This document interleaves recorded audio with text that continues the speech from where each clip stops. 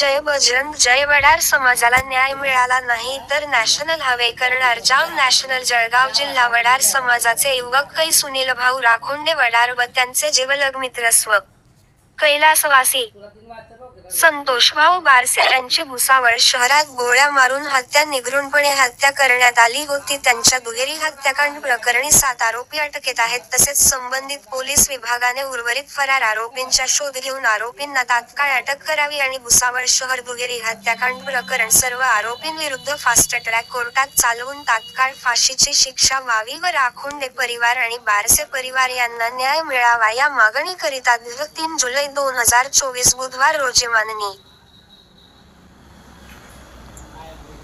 जिल्हाधिकारी कार्यालय जळगाव येथे हजारो संख्येने वडार समाज बांधवांकडून निवेदन व पोलीस अधीक्षक साहेब, पोलीस विभाग जळगाव यांना निवेदन देण्यात आले. यावेळी समस्त खानदेश वडार समाज, जळगाव, धुळे, नंदुरबार तसेच O.C.CI संघटना मी वडार महाराष्ट्रचा संघटना व हजारो संख्येने वडार समाज बांधव जिल्हा अधिकारी कार्यालयावर धक मोर्चा काढण्यात आली. वडार समाजाला न्याय मिळेल का? पोलीस प्रशासन या गोळीबार करणारे गुंड यांना पकडण्यात यश मिळेल का? असं उलटसुलट चर्चा समाजात होत आहे. अपयश तर ठरणार नाही किंवा पोलीस प्रशासन नेते व गुंड यांच्या दबावा येऊन फक्त 7 जणांवरती गुन्हा दाखल करून त्यांच्यावरतीच कारवाई होईल. यापुढे आरोपी सापडणार नाही असे समाजात उलटसुलट चर्चा होत आहे. वडार समाजाला न्याय मिळेल का असा समाजात चर्चा होत आहे. वडार समाजाला न्याय मिळाला नाही तर नॅशनल हायवे ब्लॉक करू असं खुलं आवाहन वडार समाजाचे नेत्यांनी केलं आहे. राजू सूर्यवंशी, भैया शिंदे, दीपक पवार, अशोक पवार, संजू पवार व प्रदीप सूर्यवंशी आदी उपस्थित होते.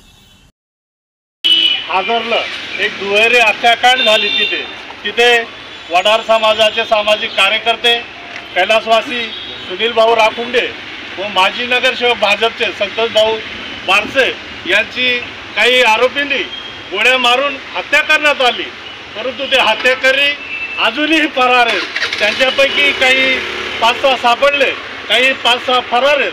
आमची शासनाला व कलेक्टरला एकच निवेदन देण्यासाठी आज आम्ही उत्तर महाराष्ट्राचे सर्व वडार समाज बांधव इथे उपस्थित आहेत. जिल्हा अध्यक्ष दीपक पवार, आमचे भैया शिंदे यांच्या नेतृत्वाखाली आम्ही सर्व लोक इथे उत्तर महाराष्ट्राचे काही पदाधिकारी आपण इथे उपस्थित आहे. कारण या मारेकरूंना फास्ट ट्रॅकवर घेऊन कोर्ट यांना शिक्षा ही फाशीची झाली पाहिजे. परंतु आमच्या वडार समाजाचा एकटा सुनील भाऊ राखोंडे यांच्या घराचं नुकसान झालं, परंतु त्यांच्यासोबत अनेक गोरगरीब लोकांचं नुकसान झालं. म्हणून आम्ही जिल्हाधिकारी कार्यालयाला निवेदन देण्यासाठी आलो आहेत. इथून आम्ही जर आम्हाला न्याय मिळाला नाही वडार समाजाला व बारसी समाजाला जो आमचा मेत्तर बांधव आहे दुसरा, तर आम्ही या जाणारा नॅशनल हायवे येणाऱ्या काळात आम्ही ब्लॉक केल्याशिवाय सोडणार नाही. हीच आमची एक शेवटची विनंती राहील. शासनाने लवकरात लवकर राहिलेल्या आरोपींना पकडून त्यांना फाशी द्यायला पाहिजे, हीच आमची शासनाकडे विनंती.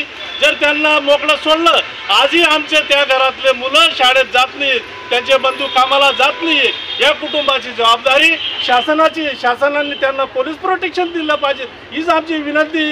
जर मारेकरूंना फाशी झाली नाही तर आम्ही नॅशनल हायवे ब्लॉक केल्याशिवाय राहणार नाही, हीच आम्ही वडार समाज बांधवांकडनं व मेत्तर समाजकडनं शासनाला विनंती करण्यासाठी आलेलो आहे. कलेक्टर साहेबांना आम्ही निवेदन दिलेलं आहे, त्यांनी ते निवेदन स्वीकारलेलं आहे आणि त्यांनी योग्य ते कारवाई आम्ही आरोपींवर करू असं त्यांनी आम्हाला आश्वासन दिलेलं आहे. परंतु आम्ही वेळ अभावी वाट पाहू. अजून 1 महिना शासनावर आमचा भरोसा आहे. शासन आमच्या राखोंडे परिवाराला, बारसे परिवाराला, आमच्या वडार समाजाला व मेत्तर समाजाला न्याय देईल, हीच आम्ही अपेक्षा करतो. जय हिंद, जय महाराष्ट्र. मी राजू सूर्यवंशी, राष्ट्रीय O.C.CI वडार समाज संघटनेचे सहसचिव व भटक्या विमुक्त जाती जमातीचे धुळे जिल्ह्याचे अध्यक्ष. अजून कोणी बोलणार?